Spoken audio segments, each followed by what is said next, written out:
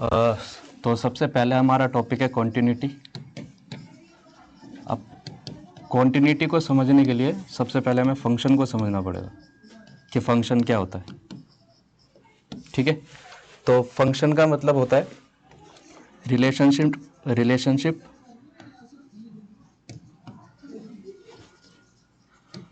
Between input to exactly one output.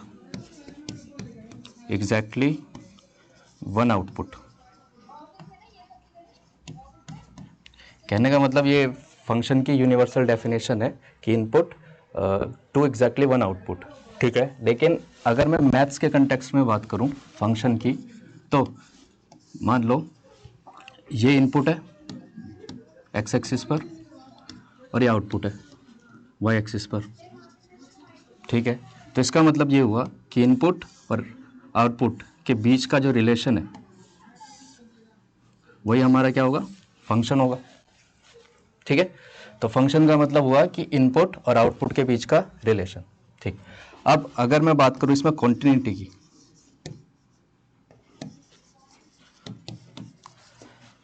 तो continuity का मतलब होता है कॉन्टिन्यूअस, नाम से ही पता चल रहा है। इसका मतलब ये हुआ कि अगर मैंने कोई भी ग्राफ या फिर कोई भी फंक्शन बिना पेन उठाए बना दिया तो इसका मतलब हुआ वो कॉन्टिन्यूअस है, यानी कि कॉन्टिन्यूटी। तो कॉन्टिन्यूटी से मेरे को ये समझ में आया कि अगर मेरे पास किसी भी कर्व का, किसी भी फंक्शन का ग्राफ है, एक इसको मिटा दे दो,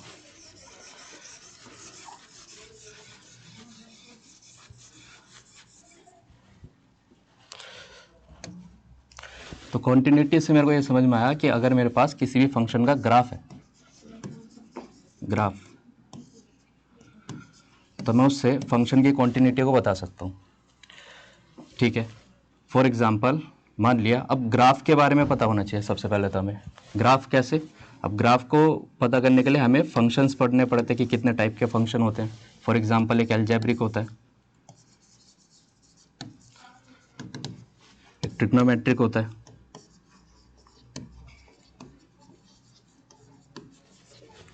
एक एक एक्सपोनेंशियल फंक्शन होता है, एक लोगरिथमिक होता है और एक इनवर्स ट्रिग्नोमेट्रिक होता है।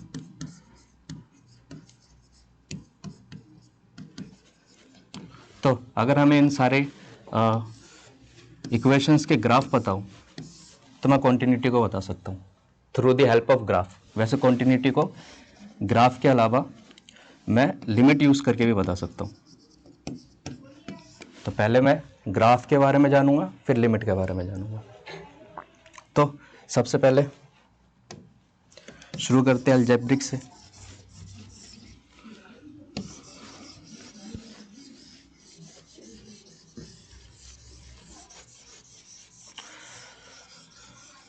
तो अलजेब्रिक फंक्शंस में, अलजेब्रिक फंक्शन एक होता है पॉलिनोमियल, पॉलिनोमियल फंक्शन,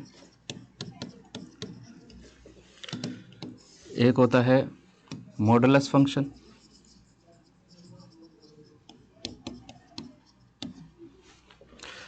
एक होता है राशनल फंक्शन,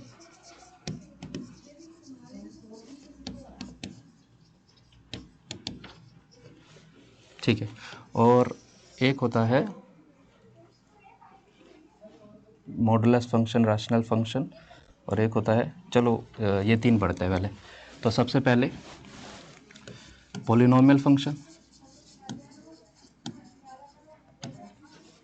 पॉलिनोमियल में लीनियर, क्वाड्रेटिक, क्यूबिक, एक और होता है कांस्टेंट फंक्शन।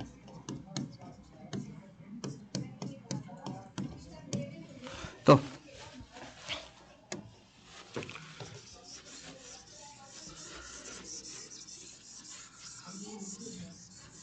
सबसे पहले अगर मैं बात करूं कांस्टेंट फंक्शन की, तो कांस्टेंट फंक्शन की इक्वेशन क्या होती है, F X is equals to में सी,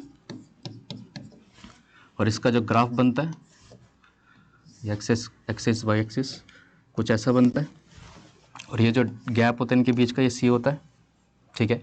अब कांस्टेंट फंक्शन के बारे में हमें बस ये पता होना चाहिए कि ये, और अच्छा कॉन्टिन्यूटी का मतलब क्या है, कॉन्टिन्यूटी का मतलब हुआ कि जहाँ पर, कॉन्टिन्यूटी का मतलब हुआ, एक मिनट, कॉन्टिन्यूटी का मतलब हुआ जहाँ पर कोई डिसजॉइंट ना हो या फिर ब्रेक ना हो, ब्रेक ना हो। तो अगर मैं बात करूँ F X is equals to C, तो इसको चाहे मैं जितना लंबा खींच दूँ यहाँ पर कोई ब्रेक नहीं है, ठीक। तो मैं कह सकता हूँ कि ये जो फंक्शन है, ये जो फंक्शन है ये कॉन्टिन्यूअस है for all real numbers, function continuous है फॉर ऑल रियल नंबर्स, ठीक है। उसके बाद आता है लीनियर फंक्शन। तो लीनियर फंक्शन में हमेशा एक स्ट्रेट लाइन बनती है, क्योंकि लीनियर इक्वेशन हमेशा एक स्ट्रेट लाइन को रिप्रेजेंट करता है, ठीक। तो फॉर एग्जांपल मैंने ये बनाया ऐसे, ठीक। ये किसका ग्राफ होता है, आइडेंटिकल फंक्शन है ये, X is equals to Y, या फिर F X is equals to में एक्स। तो यहाँ पर भी मेरे को दिख रहा है कि कोई भी डिसकंटिन्यूटी नहीं है, फॉर एग्जाम्पल मतलब कोई ब्रेक नहीं है। तो लीनियर फंक्शन भी क्या होता है, कॉन्टिन्यूअस होता है। तो वैसे क्वाड्रेटिक फंक्शन भी जो होते हैं, क्वाड्रेटिक फंक्शन का जो ग्राफ बनता है वो यू शेप का बनता है, पैराबोला। तो ये भी क्या होता है, यहाँ पर भी कोई डिसजॉइंट नहीं है, मतलब कोई ब्रेक नहीं है, तो ये भी कॉन्टिन्यूस होते हैं फॉर ऑल पॉइंट्स। और क्यूबिक का भी यही केस है, ठीक है।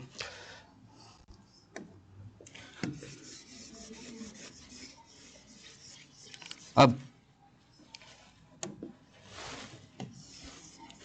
आता है ग्रेटेस्ट इंटीजर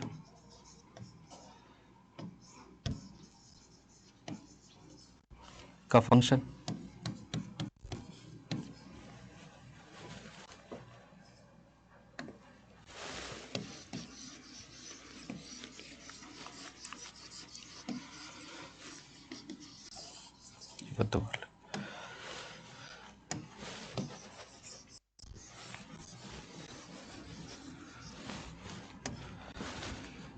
ग्रेटेस्ट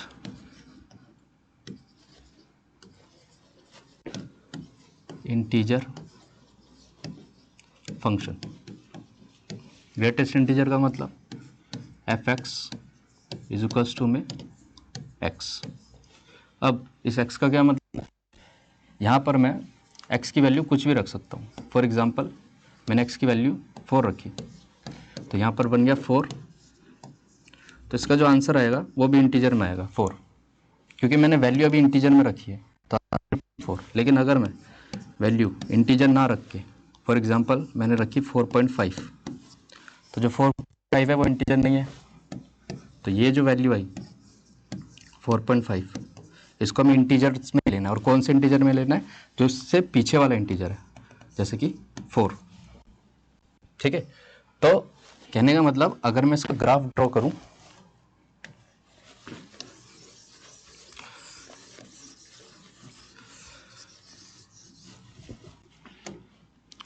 अगर मैं इसका ग्राफ ड्रॉ करता हूं, मेरे को पता है कि अगर मैं 0 से लेकर 1 तक रखूंगा, 0 से लेकर 1 तक x, तो मेरे पास y जो होगा वो 0 आएगा। मतलब मान लो यहाँ पर मैंने x लिखा 1, तो y जो आएगा वो 0 आएगा। लेकिन मैंने अगर x की वैल्यू यानी कि डोमेन बोल सकता हूँ मैं, तो डोमेन मैंने 1 से लेकर 2 रखा, फॉर एग्जांपल 1.5, 1.6 कुछ भी, तो तब मेरे पास क्या आएगा। फॉर एग्जांपल मैंने एफ एक्स रखा, एक मिनट,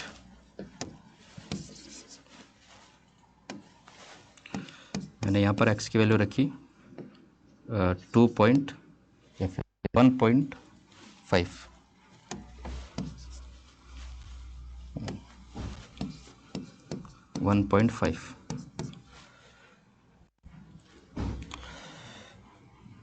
तब मेरे पास वैल्यू क्या आएगी,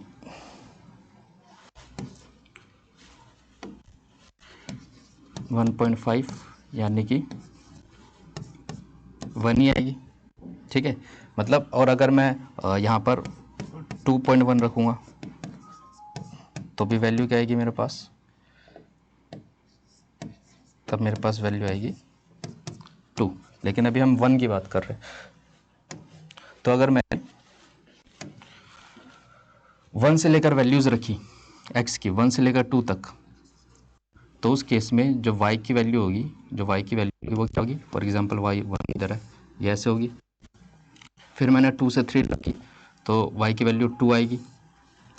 और फिर मैंने अगर 3 से 4 रखी तो y की वैल्यू 3 आएगी। तो ग्रेटेस्ट इंटीजर फंक्शन ऐसे बनता है।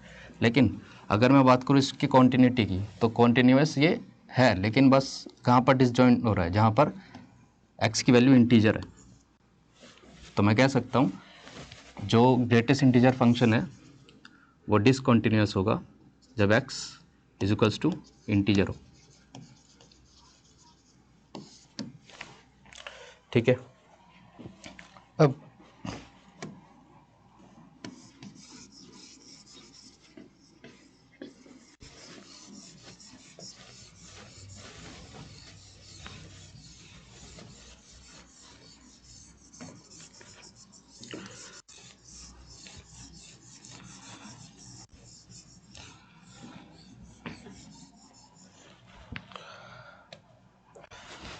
आ जाते हैं मॉडुलस फंक्शन पर।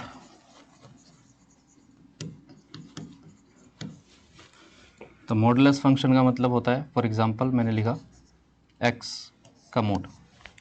तो अगर मेरे को इसका ग्राफ बनाना है तो मेरे को देखना होता है कि x जो है वो 0 कहाँ हो रहा है।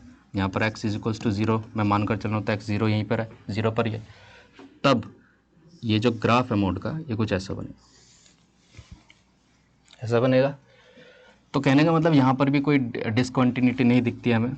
तो मैं कह सकता हूँ कि ये भी मोड x भी कॉन्टिन्यूस होगा, कॉन्टिन्यूस होगा फॉर ऑल पॉइंट्स। ठीक है, उसके बाद अब आते हैं रैशनल फंक्शन पर।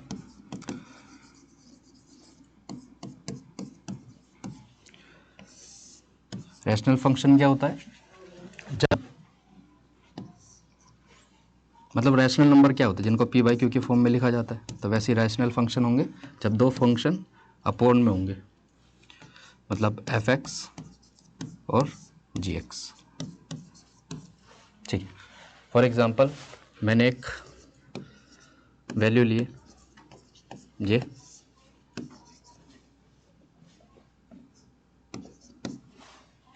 तो ये जो फंक्शन है मानकर चल रहा हूँ कि इसका जो ग्राफ है वो कुछ ऐसा बन रहा है।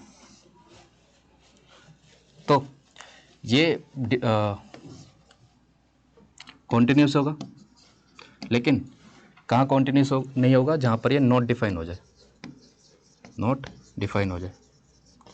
और ये कहाँ नॉट डिफाइन होगा, x इज इक्वल्स टू 5 पर।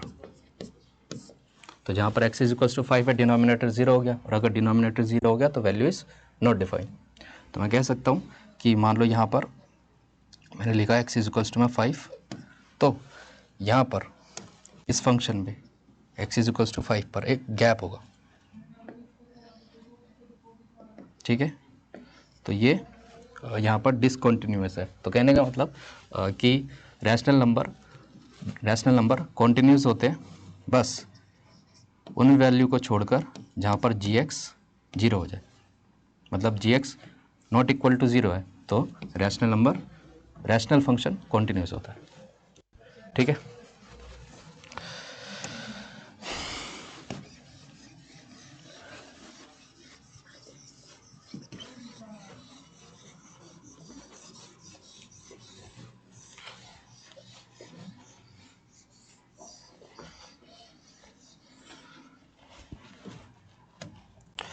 तो हमने पॉलिनोमियल फंक्शन के बारे में क्या पढ़ा।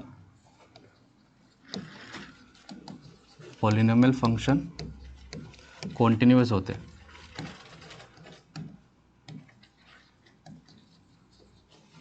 ठीक है, ऑल पॉइंट्स पर, all points belongs to real number पर ये कॉन्टिन्यूस होते हैं। उसके बाद अगर मैं बात करूं मॉडुलस फंक्शन की, तो मॉडुलस फंक्शन भी क्या होते हैं, कॉन्टिन्यूस होते हैं ऑल पॉइंट्स पर। उसके बाद मैंने पढ़ा रैशनल फंक्शंस। तो रैशनल फंक्शन के बारे में पढ़ा, कॉन्टिन्यूस ऑल पॉइंट्स, बट उस पॉइंट्स पर कॉन्टिन्यू नहीं होगा जब, जैसे मैंने लिखा एफ एक्स अपन जी एक्स, तो उस पॉइंट पर कॉन्टिन्यू नहीं होगा जब जी एक्स की वैल्यू 0 आ जाए। तो मैं लिख सकता हूँ डिसकॉन्टिन्यूस।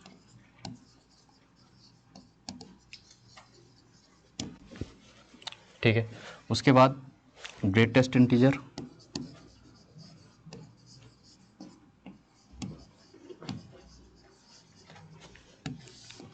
तो जो ग्रेटेस्ट इंटीजर होता है कॉन्टिन्यूस होगा, लेकिन अगर x बिलोंग्स कर रहा है इंटीजर को, अगर x की वैल्यू मैंने इंटीजर रख दी है तो तब ये डिसकॉन्टिन्यूस हो जाएगा। सिंपल। ठीक है, सारी चीज़ें समझ ली हमने। अब आते हैं trigonometric function.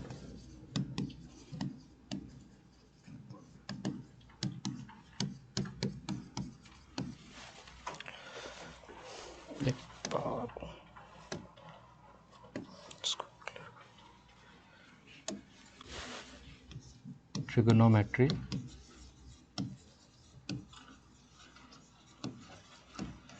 Function, sine X, cos X, tan x,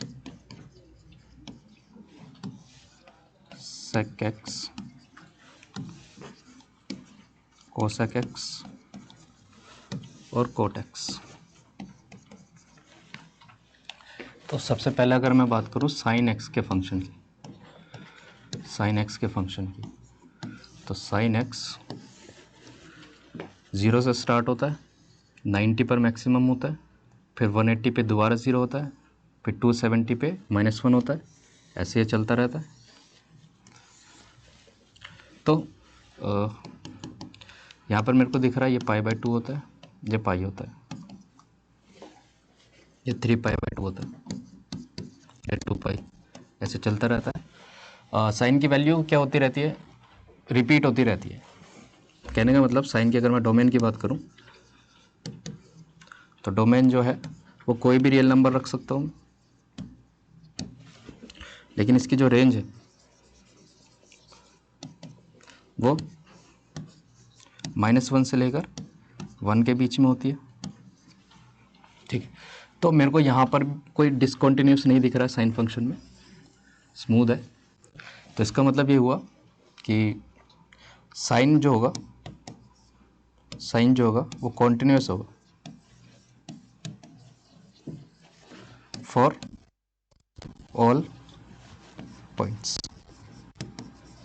same case cos का भी है। अगर कोस का ग्राफ पता हो तो कोस 0 से आता है, ऐसा 90 पर 0 होता है, फिर यहाँ पर पाई, तो कोस के फंक्शन में भी कोई डिसकंटिन्यूटी नहीं दिख रही है हमें। तो इसका मतलब ये भी क्या है, कॉन्टिन्यूस है for all points, continuous for all points.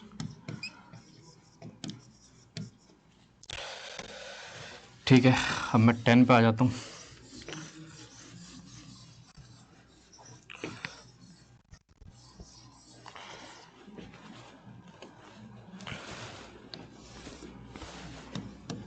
तो 10x का जो ग्राफ होता है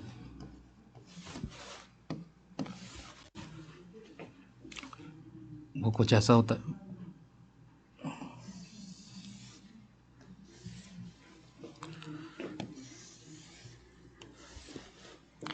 कहने का मतलब 10 जो है वो यहाँ से यहाँ तक हमें दिख रहा है, 10 में कोई ब्रेक नहीं है, लेकिन यहाँ पर ब्रेक है, तो यहाँ पर फंक्शन नॉट डिफाइन है, यानी कि जब फंक्शन नॉट डिफाइन हो जाए तो इसका मतलब फंक्शन कॉन्टिन्यूस नहीं है।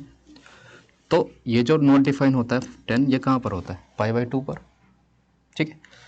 तो कहने का मतलब मैं लिख सकता हूँ कि 10 जो होगा वो कॉन्टिन्यूस होगा, tan थीटा कॉन्टिन्यूस होगा, लेकिन जहाँ पर 10 की वैल्यू 90 में आ जाए, ठीक है, वहाँ पर कॉन्टिन्यूस नहीं होगा।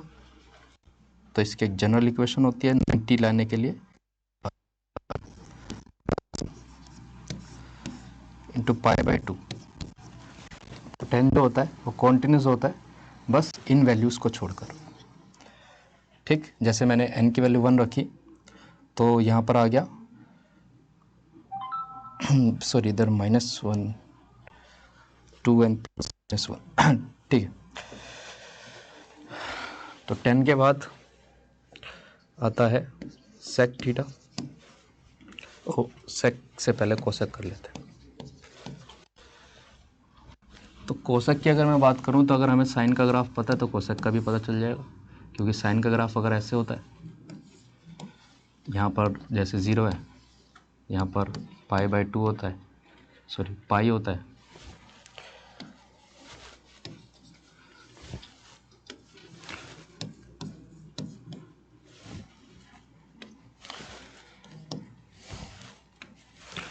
पाई।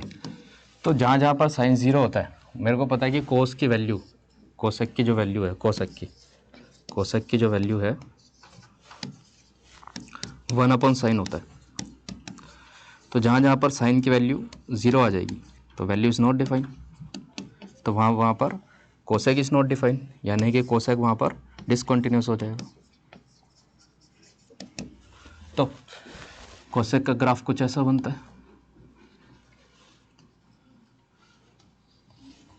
तो जहाँ पर साइन 0 है, जैसे कि मेरे को दिख रहा है किस यहाँ पर 0 है और यहाँ पर 0 है, यहाँ पर पाई है और यहाँ पर 0 है।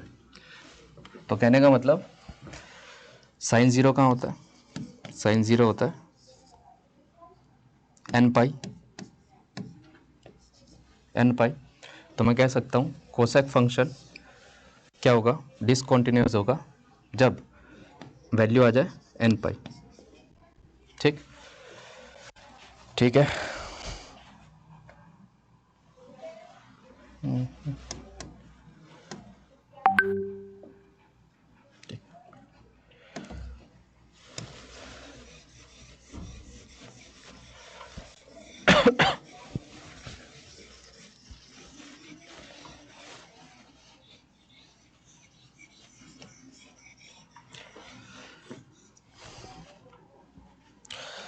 तो अब अगर हमने साइन का जो रिवर्स फंक्शन है यानी कि कोसेक, उसको समझ लिया तो सेक भी आराम से आ जाएगा। तो सेक किसका होता है, 1/cos। तो जहाँ पर cos 0 होगा वहाँ पर जो सेक होगा वो नॉट डिफाइन होगा, और cos से ही ड्राइव होता है, सेक का जो फंक्शन है वो cos से ही ड्राइव होता है ना। तो जैसे cos का मैंने मिटा दिया, तो cos का जो फंक्शन है वो कुछ ऐसा होता है, यहाँ से शुरू होता है, जहाँ पर ये 90 है वहाँ पर ये 0 होगा, और जब cos 0 होगा तो sec नॉट डिफाइन हो जाएगा। तो इसका भी कुछ ऐसा फंक्शन बनता है, ठीक। तो जहाँ पर sec की वैल्यू 90 होगी, 90 होती है 2n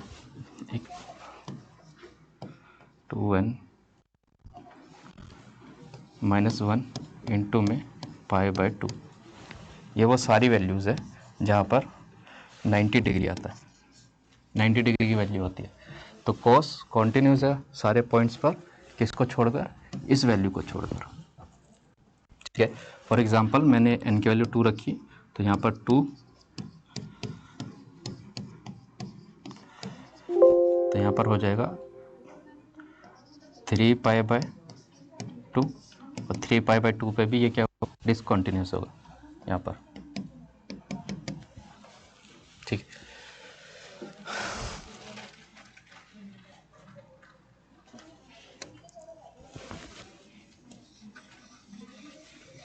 अब लास्ट फंक्शन बच गया कोट का, तो कोट का भी हम 10 से ही अंदाज़ा लगा सकते हैं। कोट का फंक्शन कुछ ऐसे बनता है, जहाँ पर 10 0 होगा, जहाँ पर 10 0 होगा वहाँ पर जो कोट है tan थीटा इक्वल्स टू 0, वहाँ पर जो कोट है वो नॉट डिफाइन होगा। तो tan 0 कहाँ पर होगा, n π, पर tan 0 होगा, तो इसका मतलब है वैल्यू नॉट डिफाइन। कोट का जो कुछ ग्राफ है वो कुछ ऐसा बनता है, ठीक है। ट्रिग्नोमेट्रिक फंक्शन हमने पढ़ लिया।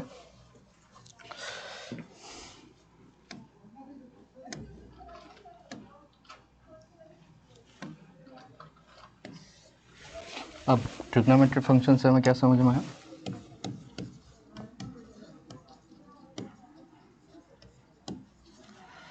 कि जो साइन है वो कॉन्टिन्यूस होता है फॉर ऑल पॉइंट्स, जो कॉस है वो भी कॉन्टिन्यूस होता है फॉर ऑल पॉइंट्स।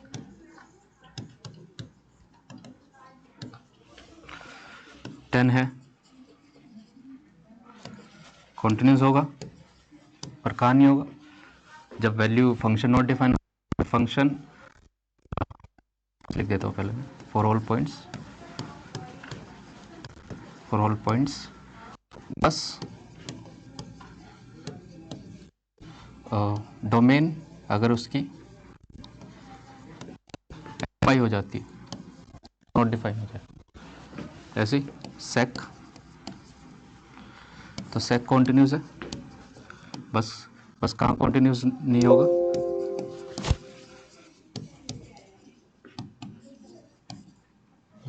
वहाँ जहाँ पर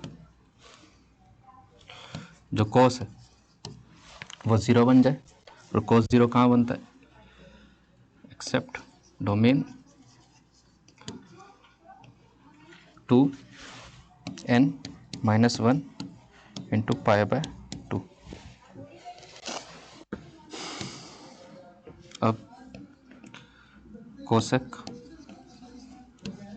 कॉन्टिन्यूस फॉर ऑल पॉइंट्स, बस कहाँ नहीं होगा, जहाँ पर जो डोमेन है वो n π ना हो जाए, यानी कि जहाँ पर साइन नॉट डिफाइन, जहाँ पर साइन 0 होगा। लास्ट बचता है हमारे पास cot, continuous for all points except, कहाँ कॉन्टिन्यू नहीं होगा कोट, जहाँ पर tan 0 हो जाता है, तो tan 0 कहाँ होता है, tan 0 होता है n π पर, ठीक है। ट्रिग्नोमेट्रिक फंक्शन हमने कर लिया पूरा। तो अगर अब हम करेंगे एक्सपोनेंशियल फंक्शन।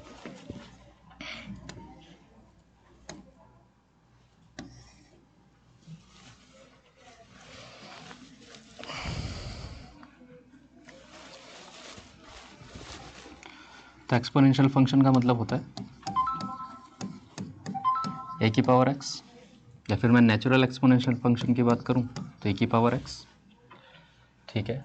एक्सपोनेंशियल फंक्शन में दो टाइप्स होती है, जब x 1 से कम होगा और जब x 1 से ज़्यादा होगा। जब कम होगा तो डिक्रीज, तब कुछ ऐसा बनेगा, और जब ज़्यादा होगा तो इंक्रीज, तब कुछ ऐसा बनेगा, ठीक है। तो यहाँ पर भी मेरे को कोई भी डिसकॉन्टिन्यूटी नहीं मिलेगी। तो जो एक्सपोनेंशियल फंक्शन है वो भी कॉन्टिन्यूस होते हैं फॉर ऑल पॉइंट्स। ऐसी एक लॉगरिथमिक है, तो लॉग का जो फंक्शन है वो इसका इन्वर्स फंक्शन होता है।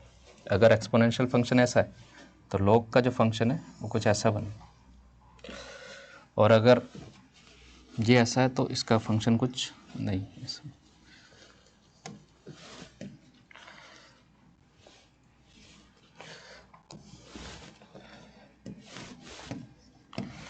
तो लॉग जो होगा वो भी कॉन्टिन्यूस होता है ऑल पॉइंट्स। ठीक है, तो बस हमारे पास रह गया इनवर्स ट्रिग्नोमेट्री। तो इनवर्स ट्रिग्नोमेट्री को भी आप ट्रिग्नोमेट्री से कनेक्ट कर सकते हैं नेक्स्ट क्लास।